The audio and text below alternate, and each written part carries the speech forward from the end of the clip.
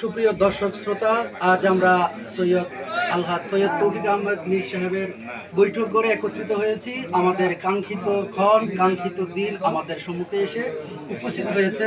আপনারা অনেকেই অবগত আছেন, আলহাজ কাজী শাহ মোফাজ্জল হোসেন কায়কোবাদ আগামী দিন 11টা 30 মিনিটে আমাদের বাংলাদেশে তার বিমান অবতরণ করবে।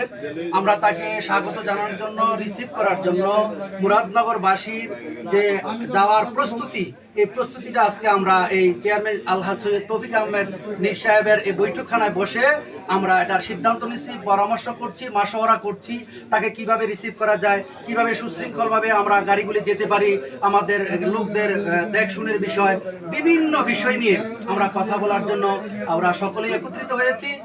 বিশেষ করে 17 নং জাহাপুর ইউনিয়নের সকল নেতাকর্মী এখানে উপস্থিত রয়েছেন। আমরা তাকে রিসিভ করতে যাব।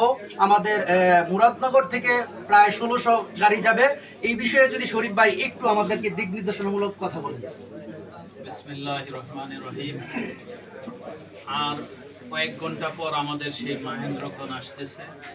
এই মাহেন্দ্রক্ষণ দেখার অপেক্ষায় আমাদের প্রিয় নেতা, প্রাণপ্রিয় নেতা, মুরাদনগর মাটির মানুষের নেতা আলহাজ কাজী শাহ মোফাজ্জল হোসেন কায়কোবাদ সাহেব দীর্ঘ 16 বছর পর, এক যুগ পর আমাদের মুরাদনগরে আসতেছেন। মুরাদনগরের সাধারণ আপামর জনসাধারণ ওনাকে এয়ারপোর্টে রিসিভ করার জন্য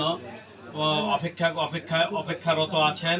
এবং মুরাদনগর উপজেলা থেকে, মুরাদনগরের আনাচে কানাচে থেকে বহু গাড়ি করে সবাই ঢাকা যাবেন।